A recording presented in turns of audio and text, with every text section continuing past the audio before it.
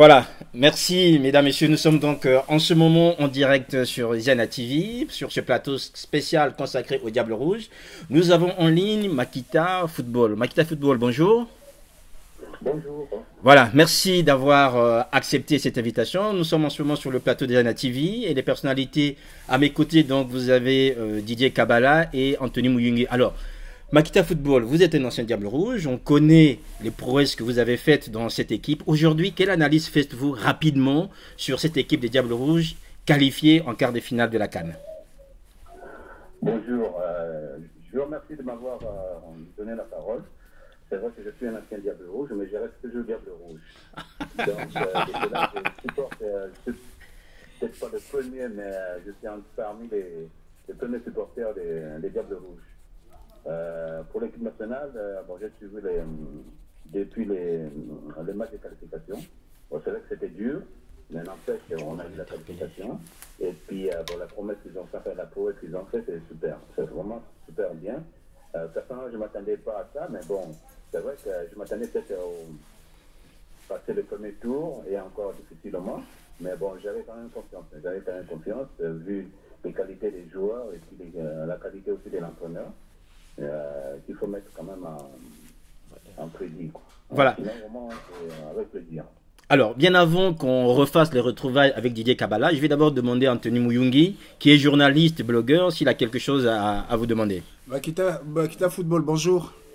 Bonjour. Vous êtes un ancien de Cara et puis vous êtes toujours Diable Rouge puisque vous ne voulez pas dire ancien Diable Rouge. Vous avez été en 92 au Sénégal, quart de finale. C'est le dernier quart de finale que le pays a joué. Ça fait 23 ans déjà. Quel lien vous faites entre les deux quarts de finale de 92 et puis de 2015, celui qu'on va jouer cet après-midi? Bon, je dirais pas. Je ne ferai pas vraiment le lien. D'autant plus, nous, quand on jouait sur 3 matchs. Hein. Non, sur 2 matchs. Voilà. Ouais, deux matchs, c'est une fois les 2 matchs passés, vous les qualifiés. Eux, ils ont joué 3 matchs. Donc, bon, tout ça, ça change aussi. Mais c'est vrai, du moment qu'on arrive déjà en quart de finale, ça veut dire quand même que l'équipe a bien préparé, il y a eu une bonne préparation. D'autant plus, moi, je le souhaite même qu'ils aillent en demi-finale. C'est vraiment impeccable pour l'équipe nationale et puis pour le foot congolais, surtout, on en a besoin. On en a vraiment besoin, vu ce qui se passe en ce moment au football au pays, mais avec la vitrine de l'équipe nationale, j'espère que ça va dynamiser le foot au pays. En 92, l'équipe nationale était composée des joueurs de nom qui avaient déjà un passé intéressant, beaucoup d'expérience. Il y avait, outre vous, Célestin Mouyabi, il y avait Bamankoukou, il y avait également Ndomba Jomet qui jouait sa dernière Coupe d'Afrique des Nations. Mais aujourd'hui, on n'a que des nouveaux qui découvrent la Coupe d'Afrique des Nations. Quelle impression, quel regard vous avez sur cette équipe jeune? Est-ce que ça démontre que le fait d'être jeune ne veut pas dire manque d'expérience ni d'être un bon footballeur? Non, je ne dirais pas ça, simplement parce que nous, à notre époque aussi, on avait des jeunes aussi, hein, les jeunes Chibota, il y en avait pas mal. Et Samba aussi.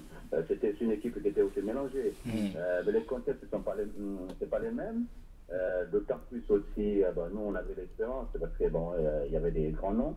Par rapport à maintenant, il ne faut pas vraiment comparer parce que quand tu vois l'équipe d'avant, à notre génération, c'était quand même des grands joueurs. Et puis à l'époque aussi, tu jouais avec les joueurs comme les Abedi Pelé, c'était pour le niveau aussi, par rapport à, il était quand même haut le niveau par rapport à maintenant, je dirais.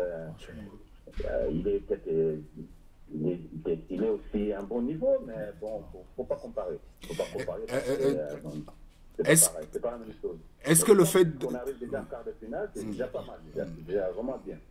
Est-ce que le fait d'avoir dans son effectif que de jeunes rend le travail de Claude Leroy plus facile que s'il n'avait vous, Didier Kabala ou Ndomba Jomet, Mbamankoukou dans son équipe? Non, mais Il y a toujours une comparaison, c'est naturel. Naturel, on peut toujours faire une comparaison. Mais vous savez, quand je prends l'équipe d'aujourd'hui, quand tu vois l'équipe d'aujourd'hui, tu en as 2 ou 3 éléments qui ressortent vraiment de l'équipe. Mais bon, nous, quand tu prends vraiment l'équipe d'anciens, il y en aura sur une dizaine de gars, tu auras au moins 8 ou 9 joueurs, vraiment des hauts niveaux. Des hauts niveaux. Donc, faut pas nous comparer. Voilà. Non, alors, on ne vous compare pas. Il y a donc Didier Kabala qui est là, qui lui aussi va dire quelque chose pour continuer cet échange Makita Football. Oui, oui, Football, bonjour.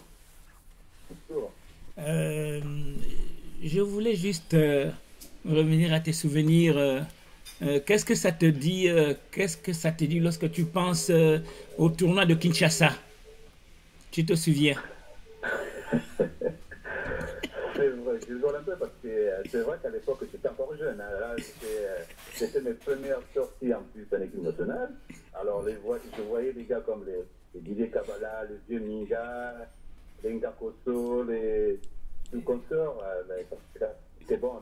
À l'époque, j'ai parti les voir jouer à l'état de voir jouer et puis du coup se retrouver avec eux. Chose que je n'imaginais pas, mais avec le travail aussi, et puis des qualités aussi que j'avais. Je me suis retrouvé avec eux. C'était vraiment l'honneur pour moi. C'était l'honneur. Ça, c'était mes premières sorties en plus. Merci Football, je suis très content de t'avoir au téléphone. Je garde un bon souvenir de ça. En plus, on s'est régalé et puis on a fait un bon tournoi. Et vraiment, c'était un super tournoi qu'on avait fait. Qu'on avait remporté d'ailleurs. Qu'on avait rapporté d'ailleurs. En plus, c'était la première sortie de notre première année aussi. À l'époque, c'était Soso Nguesso. C'est juste. Donc, en plus, ouais, on était ensemble. C'était vraiment super bien. Vraiment, jusqu'à présent, j'ai toujours les photos. C'était le 30 novembre. J'en profite aussi pour mon jubilé que je vais faire au mois de juillet. Il y aura vraiment des anciens, qu'on appelle vraiment des anciens à ma génération, de notre époque. Comme ça va réaliser un peu les souvenirs. Merci. Voilà, alors Football, il y a quelqu'un qui ne veut pas vous quitter, c'est Anthony Muyungi qui a une dernière question à vous poser. Allez-y. Makita Football, cet après-midi devant votre écran, vous allez suivre le quart de finale Congo-RDC. Est-ce que vous aurez dans un petit coin de votre mémoire le match du 31 mars 1985? Ce jour-là, cet après-midi-là, au stade de la Révolution, le Congo avait pris une raclée 2-5 face aux Zaïre. Vous allez penser à ce match? Mais je vais être franc avec vous. Je vais être vraiment franc avec vous. Ce match-là, je n'ai pas joué, je n'ai pas participé. Mais moralement, ça a fait bon. C'est vrai que les années sont passées. Mais bon, moralement, j'étais avec l'équipe. C'est vrai que je n'ai pas participé. Même si peut-être je devais participer, je devais avoir aussi les 5. On devait être aussi battu. Mais non, faut. Bon, nous on joue pour gagner. On va essayer de gagner. Même si on n'y arrive pas à faire 5 ou 6, non, c'est pas grave. C'est surtout passer les caps. Si on peut passer les caps, c'est déjà bien. Donc il ne faut pas avoir un peu l'idée d'une revanche parce qu'on a lu ça, c'est vrai que ça a fait mal, d'autant plus que c'était à domicile. Mais bon, non. L'essentiel de passer les tours. Si on peut déjà passer les tours, c'est vraiment bien. C'est super bien déjà. Voilà. Voilà, donc vous êtes optimiste, Makita Football, pour cet après-midi alors? Oui, je sais que c'est contre la RDC, ça a toujours été pas facile. Hein. Je sais qu'on avait fait un match. On avait joué aussi un match. À l'époque, c'était l'UDF, on avait fait match nul. Donc, c'est des matchs qui sont toujours vraiment très difficiles à manœuvrer. Mais bon, je suis optimiste. Mais je sais que ça va être vraiment dur. Ça va être dur des deux côtés. De notre côté et de leur côté aussi. C'est vraiment. Bon, c'est les deux équipes qui se battent. Voilà. Merci Makita Football. Donc, je rappelle que vous êtes un Diable Rouge, pas un ancien, mais un Diable Rouge. Et que vous nous répondiez pour participer à ce plateau consacré aux Diables Rouges aujourd'hui, qui vont disputer les quarts de finale contre la RDC à Bata en Guinée équatoriale. Bonne journée Makita Football. D'accord, je vous remercie. Allez, bonne journée. Ok. Voilà. Mesdames, Messieurs, donc nous continuons cet entretien. Vous voyez très bien qu'aujourd'hui, les anciens Diables Rouges, qui ne veulent pas qu'on appelle les anciens, mais les Diables Rouges anciens et nouveaux qui continuent à supporter cette équipe sont aux côtés des jeunes qui aujourd'hui vont disputer ce deuxième quart de finale de l'histoire, notamment troisième je crois, puisque le premier quart de finale est allé jusqu'en finale à remporter. Il faut revoir l'histoire, c'est que les quarts de finale en Coupe d'Afrique ont fait leur apparition justement en 92. Ah ben voilà, donc c'est les deuxièmes. C'était 8 équipes reparties en 2 poules de 4 en cas de qualification. C'est les demi-finales. Très bien, voilà. Donc, avec ce rectificatif d'Anthony Muyungi, ça va nous permettre aussi d'avoir toujours en ligne d'autres personnalités. Avant qu'on puisse avoir tout à l'heure Kouka Matin, je vais d'abord revenir vers vous. Messieurs, cet après-midi, vous voyez comment ce match? Je vais commencer par vous, Didier Kabala. Franchement, j'ai le cœur tranquille. Je vous dis pourquoi.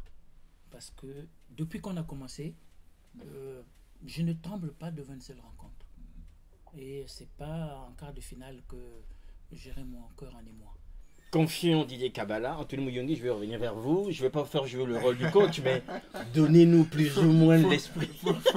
Faut poser ce genre de questions purement techniques à un ancien qui a connu des matchs importants, des derbies. Parce que, tout à fait, il a vécu de Congo-Zaïre, il a vécu de Inter, Bilima ou quelque chose à la RDC. Oui. C'est la tension qui existe chaque fois qu'une équipe de Brazzaville rencontre une équipe de Kinshasa. Oui. On est tellement proche historiquement, tellement proche culturellement, tellement proche géographiquement qu'on a du mal parfois à bien cerner l'autre. Il y a le moment où on s'aime, il y a le moment où on se déteste. Ce n'est qu'un match, il faut le dire aussi. Non, ce n'est qu'un match. Mais on ne peut s'empêcher, chaque fois qu'il y a un match de football, que les antagonismes liés à l'histoire, liés au contact entre les deux peuples reviennent en surface. Oui. Quand le Brésil joue contre l'Argentine, c'est au-delà du football. Mais n'allez pas loin. N'allez pas loin. Pourquoi vous allez prendre le Brésil? Et quand le Congo joue contre le Gabon, voilà, moi j'ai fait des matchs contre le Gabon. Mais je peux vous dire que la tension qu'il a dans le vestiaire, mais ça remonte de 62. Oui. Lorsqu'on est dans le vestiaire contre l'équipe du Gabon, on a déjà en souvenir ce qui s'est passé en 62. Oui. Parce qu'aujourd'hui, que ce soit le Congo, au Kinshasa, au Congo-Brazza, franchement, je ne vois pas qu'est-ce qui va nous diviser. Nous sommes des Congolais. Et donc, il n'y a aucune pression. Pour moi, je pense, ni pour l'équipe du Congo actuelle, ni pour celle de nos amis en face. Voilà. Et donc, nous souhaitons que ça se passe avec un bon esprit et surtout dans nos pays respectifs. C'est important. La compétition se joue en dehors des Congos. Moi, je pense que une fois les résultats connus, c'est le calme qui va animer les deux pays. La vie continue. Et la vie continue. Anthony Muyungi, je vais revenir vers vous sur les questions techniques. Alors, vous avez vu les joueurs évoluer depuis le premier match d'ouverture jusqu'à maintenant. Est-ce que techniquement, vous avez peut-être des choses à nous dire, voir comment cette équipe peut évoluer aujourd'hui? Qu'est-ce qu'il peut avoir de nouveau que Claude Leroy va ramener? Je ne m'attends à rien de nouveau de la part de Claude Leroy. Oui. Il est dans cette logique. C'est un des entraîneurs, comme la plupart des grands entraîneurs qui sont dans un schéma tactique, qui sont dans une vision du jeu, ils gardent cette façon de travailler, ce cap-là, tant que ça marche. Le classement va rester le même, on aura toujours, sauf peut-être des blessures de dernière minute, mais on aura Mafumbi, on aura Onyangue, on aura Ndinga, on aura Biseke, on ira Bukamontu, on aura qui d'autre? Fodé, on aura Baudry, on aura Ganzier. C'est l'équipe déjà constituée. Voilà. Mais je dirais que le match d'aujourd'hui, je crois qu'il est beaucoup plus mental qu'autre chose. C'est un match de volonté. L'équipe qui l'emportera ce soir, c'est l'équipe qui sera la plus volontaire. Parce que ça ne sera pas l'équipe la plus technique. Non, c'est l'équipe entre le Congo, les deux Congos lorsqu'on joue, c'est la volonté. Les 5-2 que nous avions pris au Congo, c'était la volonté. Nous avions sous-estimé en laissant les Ndomba, tout le monde dehors. Et ils sont venus, les Mutuila Santos, tout le monde était dans le terrain. Vous voyez, c'est un problème de volonté. Et lorsqu'ils ont saisi cette occasion, ils nous ont mis les 5 buts avant qu'on revienne en mettre 2. Et ça reste dans l'histoire. C'est la plus grosse débâcle. Alors, on va, comme on est sur cette débâcle, là, on va parler un peu de la RDC. Florent Ibenge, aujourd'hui, on parle du sorcier blanc. Donc, on a bien parlé de Claude Leroy. Et en face, vous avez, s'il faut l'appeler ainsi, le sorcier noir. Donc, Clément Ibenge, qui va être aussi l'un des entraîneurs. Aujourd'hui, qui est aussi une révélation, parce que c'est pas quelqu'un. Oui, Florent Ibenge fait un bon travail. Il a un bon passé. Il a travaillé avec Claude Leroy. C'est Claude Leroy qui, quelque part, Et donc, finalement, on est dans a- un match de il a famille, jou- en fait. il a Finalement, joué, si on il a voit. joué en Europe ici, il a entraîné aussi en ici, Europe, voilà. donc il a du vécu. Ce qui est bien aussi avec Florent Ibenge, il a Oui. ce côté que j'aime bien, il a de la réussite et de la chance. Oui. Parce que la Mais c'est pas comme le Diable Rouge que vous oui, dites la tout à l'heure. RDC s'est qualifiée sur le De fil justesse. lors du dernier match. La RDC a terminé meilleur troisième. Meilleur troisième. Donc si on s'était arrêté aux deux premiers, la RDC ne serait pas qualifiée. Oui. Et la RDC, C'est vrai. depuis ces matchs de préparation, ne fait que de matchs nuls. Et pendant la CAN, 3 matchs nuls, la RDC se qualifie. Donc l'équipe n'est pas extraordinaire, mais elle est solide. Il y a des temps, de bon temps avec Bolassi ou Bolassi. bien Mbokani, où Mbokani. l'équipe essaie de faire bien jouer. Mais Oui. quand ces deux joueurs sont éteints, l'équipe cesse pratiquement d'exister. Allô, oui, Kouka Matins? Oui, Oui, bonjour, Yatins, comme on dit du côté de Brazzaville. Voilà, vous êtes en direct sur Ziana TV. C'est un plateau spécial consacré au Diable Rouge dans le cadre de cette rencontre de cet après-midi, les quarts de finale qui va opposer les deux Congos. Alors, je suis ici sur mon plateau, donc vous avez un ancien que vous connaissez très bien, donc c'est Didier Kabala, et de l'autre côté, un journaliste blogueur, Anthony Muyungi. On est là pour avoir votre avis par rapport à cette équipe, Yatins. Qu'est-ce que vous en dites exactement de ces Diables Rouges qui font rêver le Congo et qui font honneur à ce football congolais? écoutez, déjà, c'est beaucoup de plaisir parce que ça faisait quand même depuis tant d'années qu'on n'a pas vu une équipe congolaise arriver à ce niveau de la compétition. Ben, ce qui me fait plaisir, bon, c'est surtout de voir que ces jeunes-là, ils ont l'envie, la volonté de bien faire. Anthony Muyungi qui va revenir vers vous pour avoir un peu votre sentiment par rapport à la suite. Kouka Matins, bonjour. Bonjour. Bonjour. Quand on parle de la RDC, on a tous en tête un mauvais souvenir, ce match du 31 mars 85. Vous étiez dans l'équipe. Est-ce que vous avez ce match en tête à quelques heures de ce quart de finale contre la RDC? Est-ce que vous allez penser à ce match en regardant les jeunes jouer à Bata? Ben écoutez, on ne peut pas toujours regarder le passé. Vous savez, le match contre le Léopard du Zaïre, je ne sais pas, dans les années 85, ça date quand même de plusieurs années. On ne peut toujours pas revenir sur les mouvements du passé. Moi, je pense que maintenant, il faut voir l'avenir avec ces jeunes-là qui sont en train de faire ça. Et surtout de regarder l'avenir en face. Et ça, en fait, pour moi, c'est les mauvais souvenirs. On les oublie pas si vite, on oublie toujours des bons souvenirs. Bon, ben, pour ce mauvais souvenir-là, on ne peut pas trop en parler parce qu'il faut l'oublier, il faut penser au match de ce soir, que les jeunes nous fassent plaisir de relever ce défi-là. Et qu'est-ce qui serait selon vous la clé du match? Qu'est-ce que les enfants doivent faire cet après-midi pour tenir face à la RDC quand on sait que jouer face au Léopard, ça a toujours été difficile pour nous? Mais vous savez, c'est pas question de jouer contre le Léopard que le match soit difficile. Moi, je pense que la meilleure des choses, c'est surtout l'envie, la volonté de gagner ce match. Vous savez, il n'y a pas de grandes équipes ni de petites équipes. C'est celui qui a le plus envie de gagner, c'est celui qui fait la différence, quoi. Parce que dans le football, rien n'est impossible. Et puis, on les a vus dans les en Europe. Même moi-même, quand je joue en première division avec les équipes, j'ai rencontré Paris Saint-Germain. Ils venaient pour se faire une santé de plaisir et à l'arrivée, c'est nous les plus petits qu'on les battait, quoi. Donc, c'est pour vous dire qu'il n'y a pas de grandes équipes, ni de petites équipes. La meilleure des choses, c'est d'avoir l'envie et que ces jeunes-là se disent qu'ils sont aussi à la hauteur, s'ils sont arrivés à ce niveau de quart de finale, c'est qu'ils peuvent battre n'importe quelle équipe. Voilà, il y a quelqu'un aussi qui est de tout cœur avec vous, c'est Didier Kabala, qui est là présent sur ce plateau, que vous connaissez très bien et qui a peut-être quelque chose aussi à vous dire. C'est très rare aujourd'hui au Congo d'avoir comme ça des anciens qui peuvent se parler sur un événement qui vous concerne vous directement, les footballeurs. Oui, mais c'est toujours ça parce que les anciens sont très oubliés dans notre pays, je suppose, enfin, peut-être pour ma part. Hein. Donc peut-être que je me fais une fausse note là-dessus, mais je pense qu'on oublie trop les anciens qui ont essayé de défendre les couleurs nationales, surtout qu'aujourd'hui, là, moi qui vous parle personnellement, tous les jeunes qui jouent en équipe de Diable Rouge aujourd'hui, je connais personnellement, je les entends parler, mais je connais pas un seul joueur. Alors c'est dommage parce que de ne pas avoir cette communication entre les anciens et les jeunes. Bon, mais j'espère qu'avec l'avenir, ça viendra certainement. Oui, oui Mathias, bonjour. Bonjour. Oui, à Roubaix. Oui, Didier, oui. Bon, écoute, moi je sais quel milieu de terrain tu as été, puisque dans de l'équipe nationale, on s'est retrouvé également à l'Interclub où tu as participé au championnat militaire avec nous.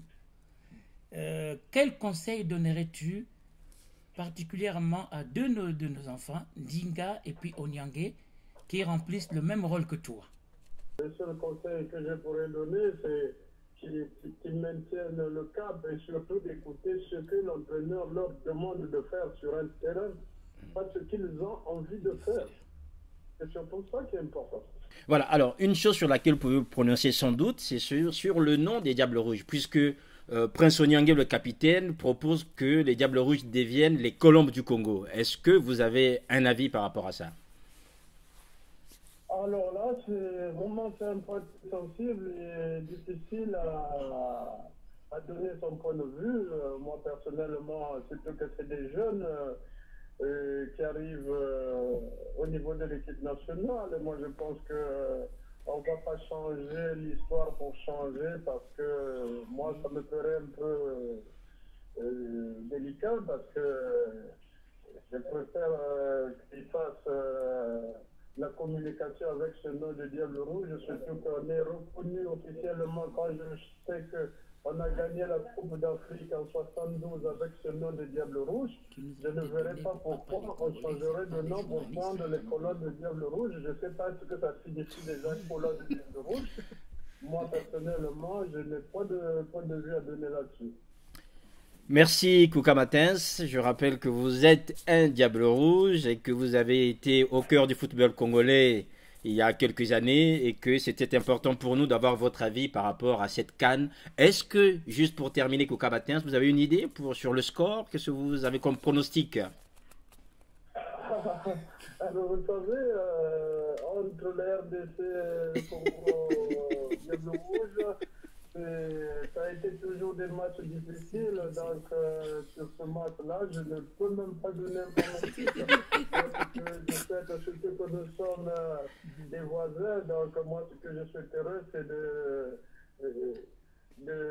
en plus des frères, comment dire, de former des familles entre les deux rives. Je pense que sur ce point de vue-là, je n'ai même pas de pronostic à donner que le meilleur gagne et que le match se passe dans de très bonnes conditions.